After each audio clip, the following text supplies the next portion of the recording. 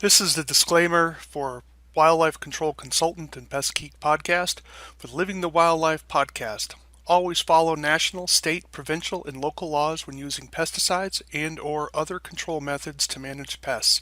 Wildlife Control Consultant, LLC, Pest Geek Podcast, Living the Wildlife Podcast, Stephen Vantassel, or their or his affiliates are not responsible for followers' use of the information provided here. Hi everyone, Stephen Vantassel here, Wildlife Control Consultant, bringing another episode of Living the Wildlife Podcast as part of the Pest Geek Podcast family. Glad to have you on board. Do take a few moments, if you would, to subscribe to our podcast and also drop me a line, what topics you'd like to have covered in the show. Tell me what you're thinking, criticisms of the show. How do you get a hold of me? Wildlife Control Consultant at gmail.com, Wildlife Control Consultant at gmail.com. And again, we're glad to have you on board. So with the coming summer here, I've been starting to see a lot of postings on Facebook where people are dealing with snakes. I thought, well, I should really talk about snake repellents. I thought I had already done this, and I'm looking through my files, and lo and behold, I never did. So let's talk about it now. I know I did some blogs on it, and we're going to talk about some of the information from my blogs. People are desperate for magic to deal with snakes because the phobias regarding snakes are so high. So the desperation from people is truly great, and it's something that poses a danger for you and your company, namely that you can be exploitive of people and their phobias by trying to give them something that may be more of a rabbit's foot. And there's a value in rabbit's foots. We'll talk about that in a little bit. But where you're giving them more hope than what is justified by the evidence. And so let's talk about that. So the granddaddy of all snake repellents, of course, here in the U.S. is Dr. T's Snake Away. What is it? Well, essentially, it is naphthalene flakes with sulfur. I think there might be some other ingredients in as well, but those are the two primary active ingredients. And the EPA registration number is 58630-1. So an EPA registration number in this case means that there is evidence that it has efficacy. Where did this evidence come from? Well, the original researcher, from my understanding, is Dr. Harvey Lillywhite of Florida. I think he was from the University of Florida. And he did some research, and what he found is that Snake Away had some repellency that ranged anywhere from 17 to 100% repellency, depending on the species of snake tested. Now, I wasn't able to find a publication of his, so I'm looking at sort of an abstract of his information, because when you're submitting something to the EPA, it doesn't have to be in peer-reviewed literature, although it would certainly help. You can provide some internal data. Perhaps it's something you don't want your competitors to be aware of, but you're just giving it to the EPA because there is competition in the pesticide world, obviously. So this is something to definitely consider. So if any of you are able to get a hold of this original data, I would love to see it. But anyways, it passed the EPA, and that's why it has a registration number, and it is a legal product to use. I believe it is a general use product. It can be used by some homeowners on their own property.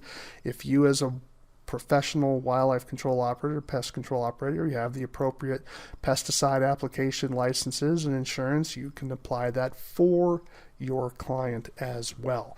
So does the product actually work as advertised? Well, that's part of the controversy. As you can say, even the research that I was able to find said the efficacy, depending on the species, was 17 to 100%. Well, that's quite a variation, okay? And 100%, wow, that's a lot, because that's very hard for a repellent to ever achieve. I mean, just think, if the wind blew a different direction, would the animal even smell it?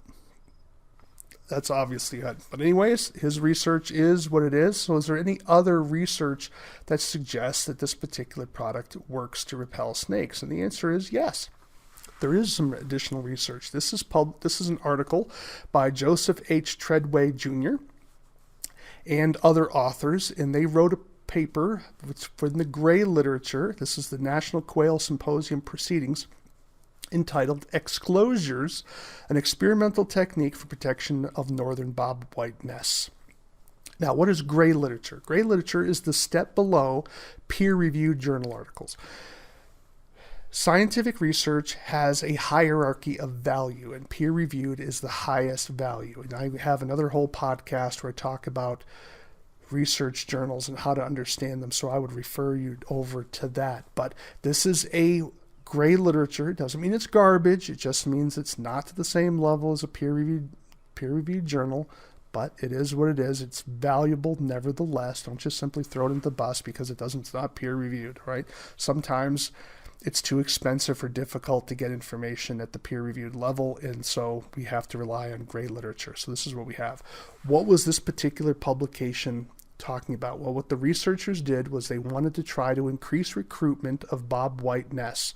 Now, recruitment means is that getting that clutch to survive long enough to leave the nest, to fledge. Okay, that would be recruitments, and then they would be able to be mature to leave the nest. If they're being killed in the nest, obviously there's no recruitment because there's no new bobwhites to replace the parents. This is a problem. They were testing against fire ants and they were testing against snakes. And so they had two different chemicals. One, I believe, obviously was for fire ants and one was for snakes. Bottom line, they found some efficacy for the exclosures with these nests that increased nest rate success by 2 to 1. So if the nest was protected, it had twice the chance of having a successful nest as opposed to those that were not protected. That's pretty significant. Unfortunately, you think, well, it should be a slam dunk, right? I mean, that's pretty 2 to 1. That's a pretty big advantage. It shows there's some efficacy. Yes, but you have to look a little bit deeper into the data.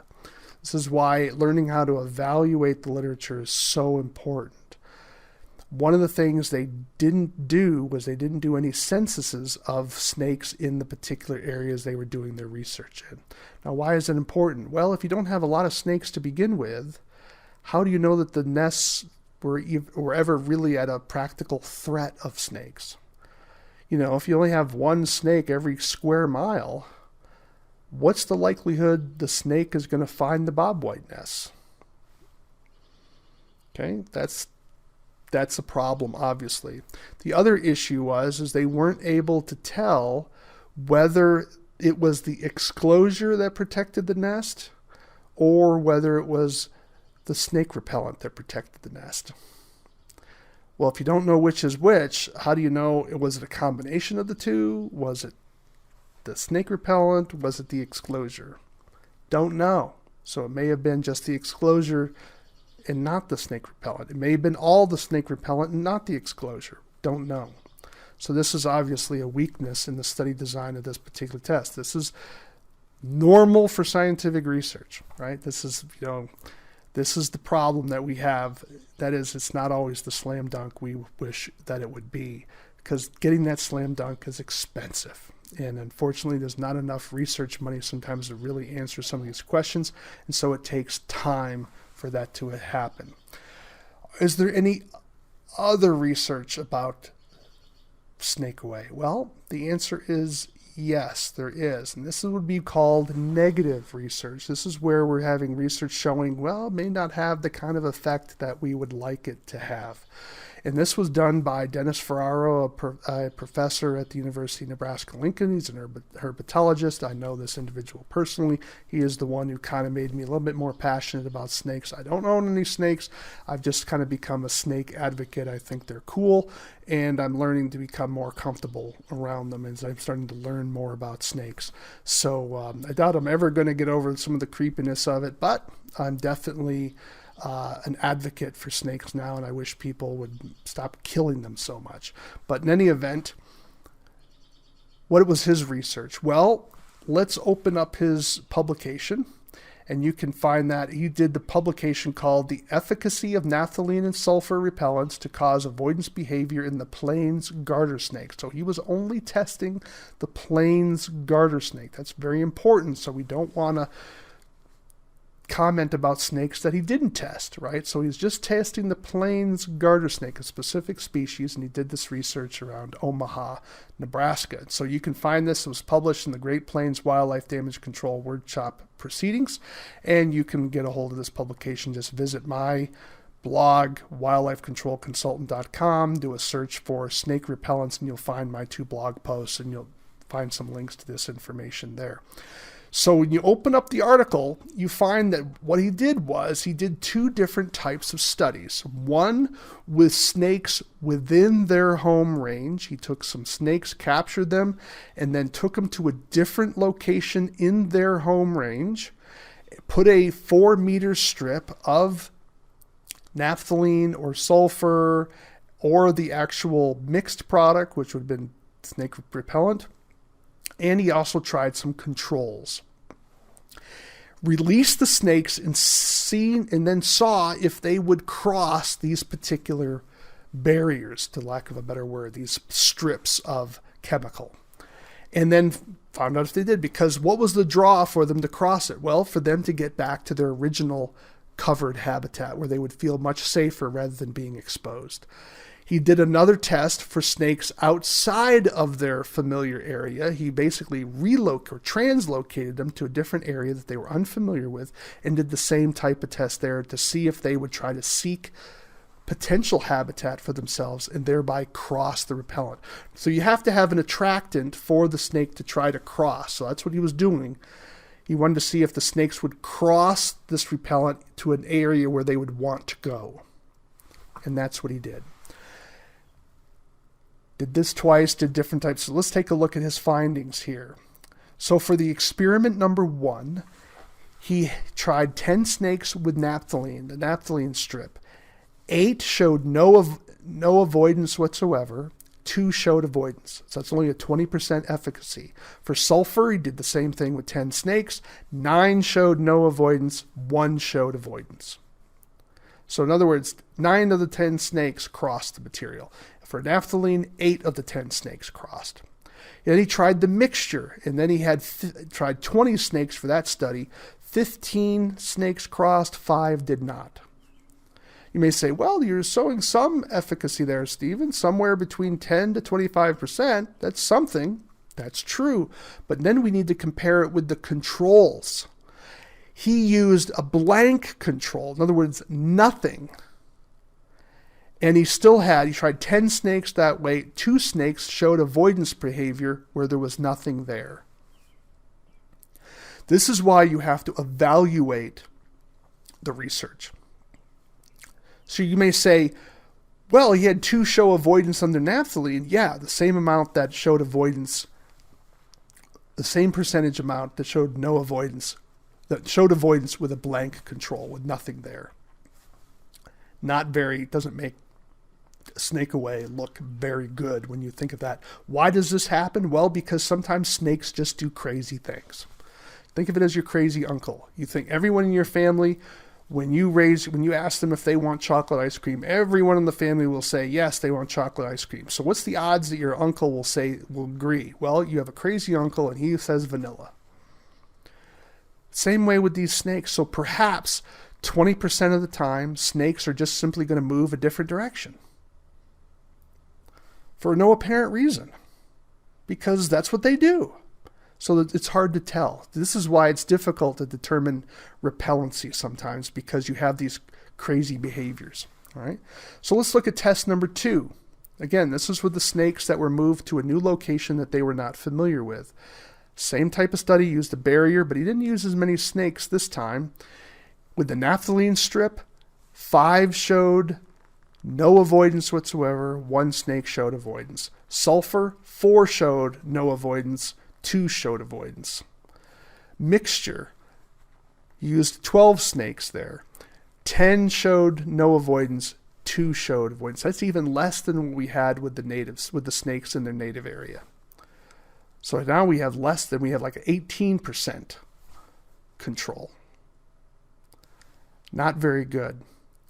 So ultimately, you have to at least say, in regards to the plains garter snake, the snake away doesn't seem to be that effective. Or we could say, because maybe Dr. T's snake away may have changed its formulation, but the formulation at this particular time, as I understand it, wasn't getting the job done. But he was also using pure naphthalene and pure sulfur, is my understanding when he did this particular study. You can read the article yourself and take it out. So the bottom line is that can there be some repellency here? The answer is yes, but you need to be careful how you phrase this with your client. Now, is there any evidence, more evidence for this particular product? The answer is yes, there is. And this is a study done by the late Rex Marsh, and he's basically sort of a major figure within wildlife control research back in the day. He died just several years ago. So what he did, this is a single page, again, the same publication, again, the Great Plains Proceedings. He basically took two snakes. He used gopher snakes, that is Pituffus melanoclius, melanoleucus, Pituffus melanoleucus, and he used 12 gopher snakes and then 2 western rattlesnakes. So not many on the rattlesnake side. And he basically put them in a 10 by 20 room and put X's of the snake away in the room to see if they would cross it. All 12 gopher snakes crossed. Only one of the 2 pit vipers crossed. And he wasn't sure whether that particular snake was repelled or whether it just wasn't in the mood to scurry around. That's a problem. He wasn't sure.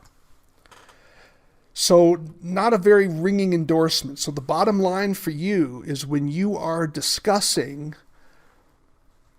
using a snake repellent, such as one of these naphthalene products, you need to be sure that you let your client know that there's no guarantee that it's going to prevent snakes from crossing and coming into the yard or whatever type of barrier you've put up for them. This is going to be particularly important when you're dealing with venomous snakes. Do not get yourself in the situation where you're guaranteeing something or you're insinuating that this is somehow going to be helpful to a level that makes that person feel safe. Now, here's where things get complicated. You may be talking with the client because their spouse or their partner is so paranoid about snakes, they're going to leave the house. You may be talking to one of the partners, the partner that's not afraid of snakes, and you may say, look, I'm not suggesting that this repellent is going to be the godsend for you. And they say, I need something. My spouse is going to go to a hotel and leave and sell the house and go crazy. And some people are really that paranoid. And they're desperate for some sort of magic cure or the rabbit's foot that they can give to their partner. You need to be sure that you write this out in your contract. And I would encourage you to talk to your insurance company about this as well to make sure you get the wording out right. That you say, look, if you're... And I'll put this down again. If you're properly licensed to put this pesticide down, because it is a pesticide by FIFRA, if you're allowed to do that, you make sure you don't oversell what this is getting your client, and that your client truly understands that. Now, what your client tells their spouse is between them. You don't have to tell the spouse who's paranoid that, oh, this isn't really going to probably work the way you'd like it to. You can just simply say, talk to your spouse. Let the spouse lie if they so choose. I would not recommend it, but again, I have a very high definition of integrity. Okay, that's up to them, but it's not your job to get in the middle of that. But you need to be forthright with the client who's paying the bills. And if you're dealing with a situation where there's a rental, that gets even more complicated. We're talking about just ownership here. I think you might have to talk to a lawyer about the rental issue. But in any event, think about your liability, and you want to be sure you are protecting yourself while helping your client. Another way of dealing with it is just simply say, client, you can purchase this particular repellent and use it yourself. It is a general use product. You can put this on your own ground. Just be sure to follow the label. And then you're out of it completely. But some of you may want to generate some of that extra revenue. You just don't want to be in the place of overselling it because, as you can tell, the evidence for its efficacy, at least for certain species, is pretty weak. Now, am I open to additional information? Absolutely. If you have additional information that I wasn't able to find about this, I would love to see it. And I will do another podcast on it. It would be awesome if we had some barriers to be used for snakes, even if we knew, even if it was species specific. That would be awesome. And maybe there is some efficacy here in terms of, maybe only 50%, because one of the problems is your client's going to want 100% efficacy. That's a very high standard for any repellent. And that's not fair, in my opinion. However, you need to be sure you write this up and you explain it to your client in a very forthright, clear way that you don't want to be on the other side of this, particularly if you're dealing with a venomous species and someone gets bit. That's a legal nightmare you do not want to be in. Don't be so hungry for that check that you are exposing yourself to a massive lawsuit. Be wise. Be careful. Do not oversell this repellent. Simple, and be sure if you're applying it, you follow that label to the T. No pun intended there. All right. Sorry, I wish I had some great news that we have, this product that works 80% of the time and the evidence is all for all snakes. We don't have that at this particular moment. It's all the research, some of it negative, some of it positive, is not as strong or as detailed as I certainly would like. Be careful with this. Your clients are desperately looking for hope, and they're not always going to listen to what you're telling them when you're trying to nuance the answer. Make sure it's in writing and they initial it so they can't say they weren't aware of that particular write-up. Do not oversell this. And don't lie to your clients. All right, that's kind of a negative note here today, but I want to definitely, part of my job is not just only to help you make money, but also to save you from losing money and save you from making really damaging mistakes to your business and to your client. So that's what being a pest geek is all about, and we want you to be accurate and faithful so that you can be the type of professional that we all should be striving to be, because you do important work in helping clients resolve conflicts with vertebrate animals. It's underappreciated, and we want to be sure that you're doing this faithfully and honestly according to the evidence that we have available. And again, if you have a knowledge of other pieces of evidence or even anecdotal information from your own experience, I would love to hear it. wildlifecontrolconsultant@gmail.com. I think it'd be great, because I think this is an area of our industry that we definitely need more information about. All right, that's it for me today. I'm Stephen Vantassel, Wildlife Control Consultant, bringing you another episode of Living the Wildlife. Why? Because we want you to live the wildlife, not be the wildlife. Take care, everybody.